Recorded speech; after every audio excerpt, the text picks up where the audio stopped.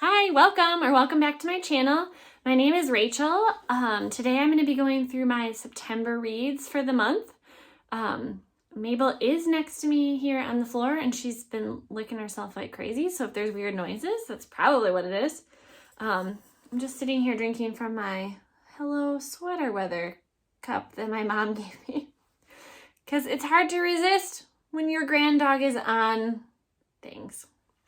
So yeah. It feels very fall-like here. We've had some really beautiful, 60-degree days, which seems chilly, but it is just delightful. So I read some great books this month. I cannot wait to get started on October because I'm going to read some more spooky thrillers. Very excited. So September, I kind of finished a bunch of beach reads and then kind of transitioned to more thriller adventure. And then I read a historical book that I've been waiting forever to read. So the first book that I listened to / read or just finished this month, I'm having lots of technical difficulties, was Gregor the Overlander. So this is a middle grade book.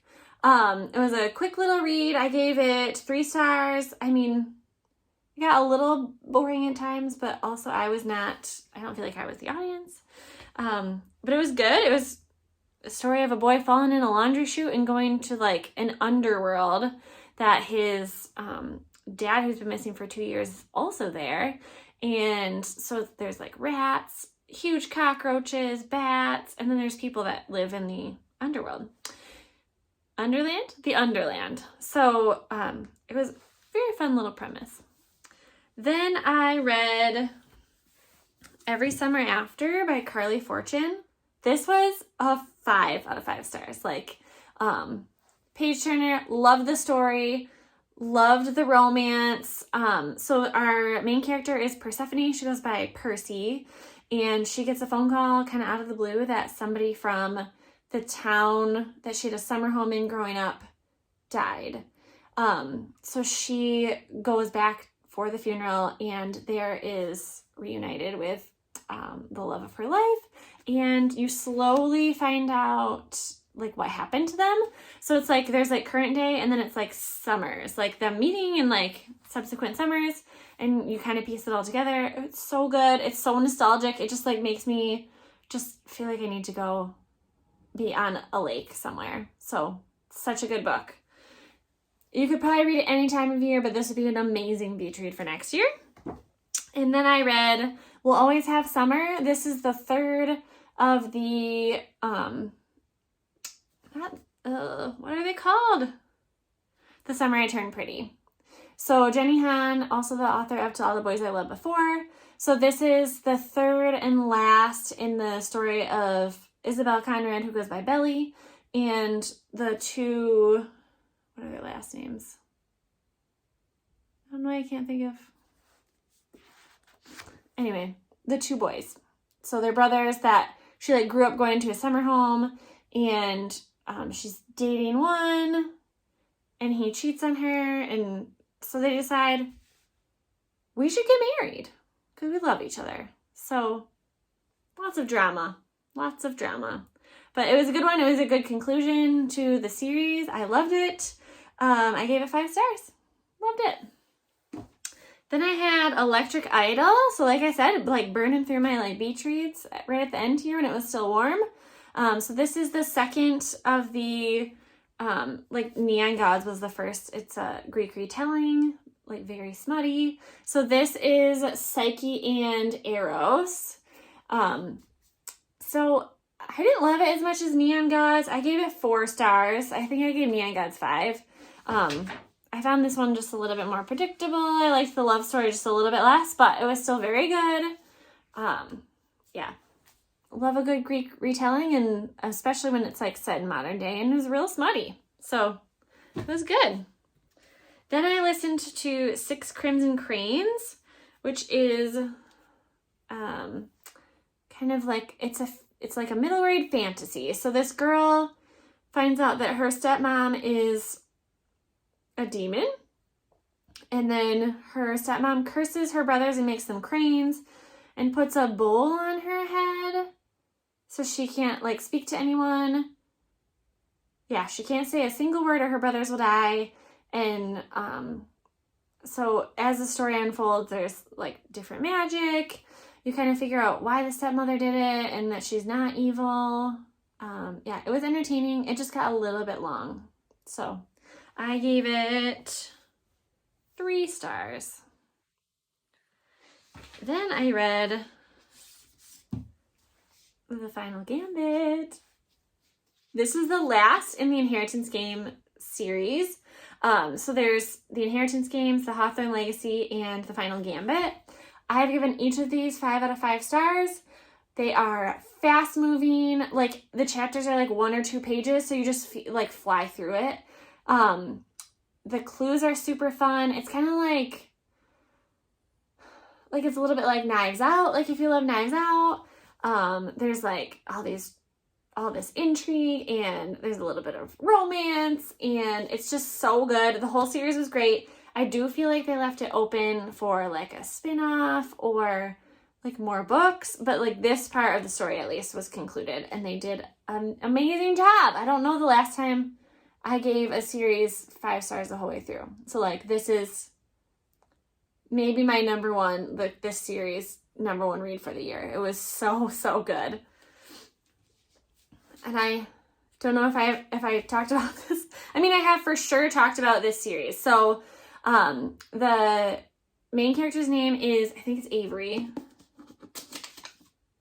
Yeah, is Avery. She's a 17-year-old who finds out that she is inheriting billions from a billionaire that she knows nothing about. There are 4 grandsons that could have inherited and they are not inheriting. But the grandfather also loved games. So like every Saturday, his grandsons had to do like search through the house, which the house is full of like all sorts of like trapdoors and hidden staircases, and they had to like always find clues. So the series is Avery trying to figure out why she was chosen, kind of what the relationship is for her and the family, and then also like someone's kind of trying to murder her throughout. So who's trying to like take their family out. So very good. Then I had The Score. I think this was the third in the off-campus series. So this is another one of the hockey roommates and he's fallen in love. So I did really love this one. I think I gave this one 4 stars. The first one was The Deal and I gave that one 5 stars, and The Mistake I think I gave 3 maybe. So this one I liked better than The Mistake, a little bit less than The Deal. Yeah, just love the story. So the main character breaks up with her boyfriend of a couple years, and in order to like get away from him and get some space, she goes and tries to stay with her friend at her boyfriend's house, but nobody's home except for this real player, and surprise, they end up sleeping together. And then he just can't get enough of her, even though he's a player. And yeah, it was a cute love story. I liked the dynamic. Very good. I love this whole series.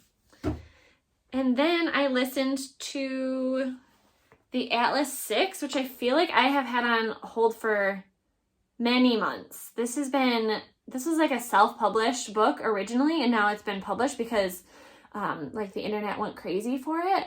So the Atlas 6 is like the Alexandria Library has a secret society that takes care of it. So all of these people have magical powers, and they are chosen to like be basically apprentices. But at the end of the year, they have to murder one of the, like, I guess they sacrifice them for the magic.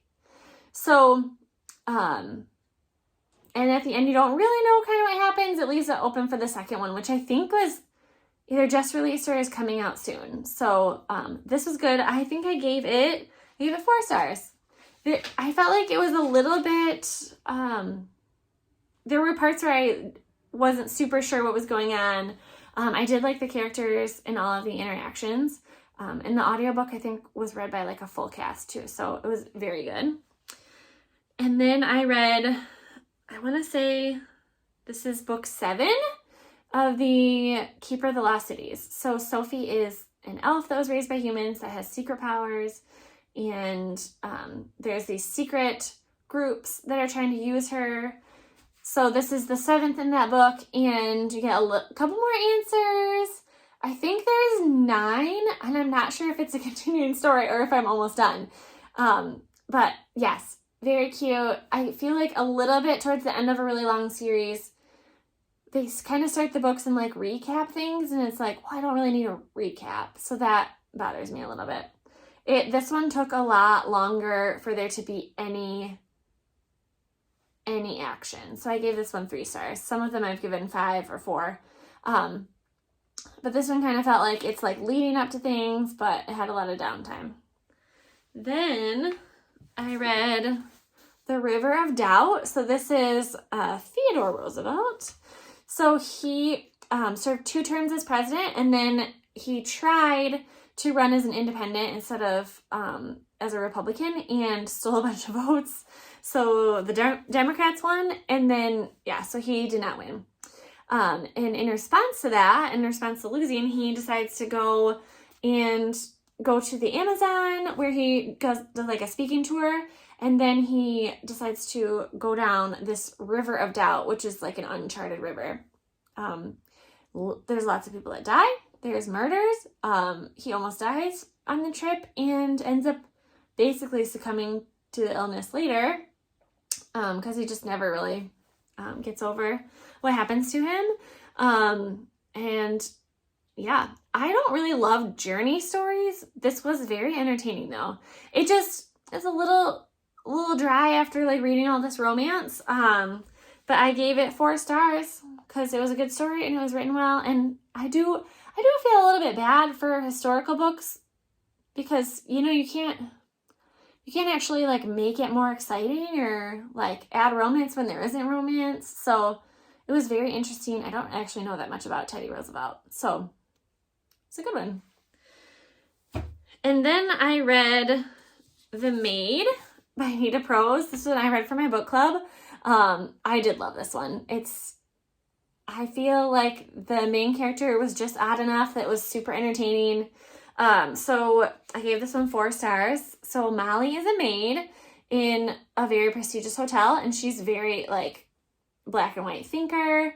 And she comes in to clean one of her hotel rooms with like a long-standing guest, and the husband is dead. So she considers herself friends with the wife. So she's trying to like cover for the wife, but then she's framed for the murder, and she's like she's neurodivergent of some sort.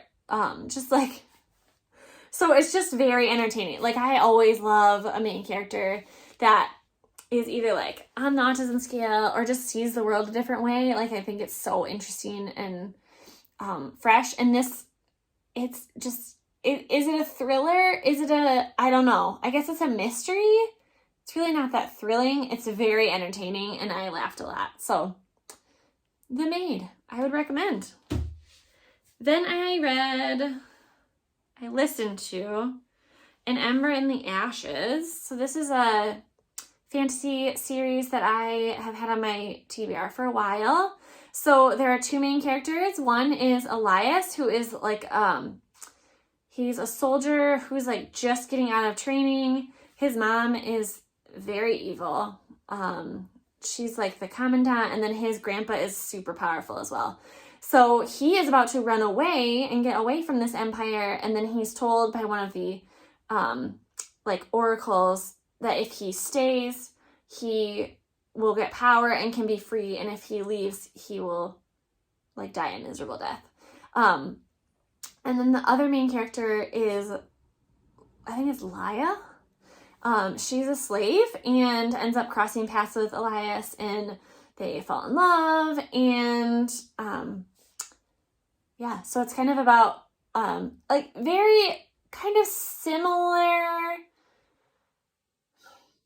to like the Nazis and the Jews, kind of. So like Elias is a Nazi and Laya is a Jew, and so like just like they're being murdered, and like, so she's gonna be murdered and he falls in love with her, and definitely not something you can do tied up in this power struggle. So this was the first, and I think there's 2 or 3 more in the series. So that was great. I gave it 4 stars. And then I listened to Well Matched, which is the 3rd in a series about like a Renaissance fair in a small town. So the first is Well Met, the second is Well Played, and the 3rd is Well Matched. So the first book has a girl who comes to help her sister after she like shatters her leg in a car accident. And her niece, who's only a couple years younger than her, wants to be part of this Renaissance fair, but she needs an adult to sign up with her. So she signs up, falls in love with someone. It's just fun because of the Renaissance fair.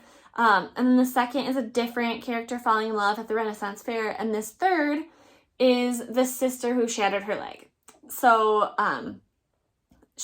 her daughter is graduating from high school, and she is leaving in April, has never really loved being part of a small town. So when her daughter leaves, she's going to sell her house and move. And of course, she falls in love with a kilted man and decides to stay. Oops, I gave it away. Little predictable, but very good. So I gave this one 3 stars. It was very entertaining. Then I read in my head Thunderhead by Neal Shusterman. So this is the 2nd in the Scythe series. The 3rd is The Toll, which is on my TBR. So Scythe the premise is that humans have totally conquered death. So in order to control a population, they have people that are trained to basically go and like cull citizens. So they all have different methods. And in the first book, you find out that there are very corrupt scythes that are just like killing for power and killing for all sorts of bad things, like killing for like eugenics. So in the first book, 2 of the main characters are training to be scythes, and one like goes rogue and the other one is continuing on her path. So this is the continuation of that. And Thunderhead comes from, basically, it's like the artificial intelligence that like runs the world. It's like the internet if it was not a person, but like it had a personality. Like it runs everything except for the sides. So he's seen all this corruption but doesn't have any control over it because it's like separation of church and state. Like he can do nothing about the sides. So it's kind of like you hear a lot from his the basic like computer's perspective. It's very interesting. So I gave this one 4 out of 5 stars. I really like this series. Then I listened to The Soulmate Equation by Christina Lauren. So this is a story of a single mom, Jess, who is like not super into dating because she's a single mom, and she's a statistician, and she like runs into this really hot guy in a coffee shop that she sees all the time. And his name is River. He works for a company that is developing basically a dating app that's based off of your genome. So you like take a DNA sample and they match you up. So she just kind of says a laugh, like sends in her sample, and her and River have a 98% match. So for the company, they're what's it called? When you like sell the company, like they go public. So part of that is that they're going to they're going to date and be like interviewed about being this like platinum or like diamond couple. So, and then they find out they're maybe not real scores, and do they still love each other or not? So that was a cute one. I gave it 4 stars. I got 1 off just because at the end it kind of got a little like, of course, it was predictable, but it was good. It kept me, like I listened to like 5 hours of it at a time and was like, whoa, I listened to that really fast. So I feel like that's always a good sign when you're listening to an audiobook and you like don't want to stop. So really good audiobook. Then I read The Light of Days by Judy Battalion. So this was a book that was recommended by Sharon Says So, and I love her. I did not love this book. I thought that the story was amazing. So this is about Jewish Polish resistance fighters in World War II, which I've never heard this. I didn't know that they were like fighting back and killing Nazis. I do feel like it just kind of seems like in history they make it sound like the Jews didn't fight at all. So it was very interesting to get this perspective and hear about the resistance. It was very dry, very long. So yeah, like I know that you can't like spice up history, but like this was a really great story, and it was so boring to read. So I think it was just how it was written. It like wasn't written as a story. It was like written like facts, just facts all strung together. So that was hard. So while I think this is a great story, I would not actually recommend it to read. I had to like give myself chapters. Like you have to read till this page just to get it done. So sorry, I wanted to like it so bad. And then I think my last book of the month, I finished today, and this was so good. The Dead Romantics. I would probably give this 5 stars, like 4 to 5, 4.5, probably 5. So the main character is, oh my gosh, I forget main characters the moment I close the book. So Florence Day is she grew up in a funeral home. So her parents run a funeral home, and she is a ghostwriter, but she also sees ghosts. So she goes in to see her editor and says like, I can't finish this book. She doesn't know if he knows that she's a ghostwriter or not because he's a new editor. And then she finds out that her dad dies, so she goes home for the funeral. And when she's there, she runs into the editor, his ghost. And they fall in love. And there's lots of, like, this is such a sweet story. It's very funny. I felt like there's a lot of, like, gallows humor in here. It's, she just kind of thinks kind of like I do, the main character. So I loved it. There were, like at one point she says, let's get down to business. And then in parentheses, to defeat the Huns, which anytime someone says that, I say that in my head or out loud, depending on the crowd. But so that just made me giggle out loud. I loved the romance. I loved the family dynamics. I loved the commentary on life and like loved ones and life and death. It was so well done. Yeah, definitely 5 stars. So highly, highly recommend this. This is The Dead Romantics by Ashley Poston. So I would read lots of books by her. And I felt like it was a good sign that Allie Hazelwood, the writer of The Love Hypothesis, had reviewed this because I love her too.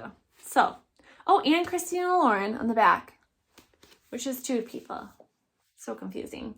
So that is my September read list. So it is September 30th today. I wrapped up just in time, and I am actually going on a cruise next month. I'm so excited. So I have a 20 plus pile of books that I want to read. I know that I'm not going to read them all in October, so I'm sure it will like bleed over into November, but I'm very excited because it's like some like horror, adventure, some spooky stuff, and just like a lot of books that I've been kind of saving for this season. So I'm very excited. I'll see you next month, and yeah, have fun reading.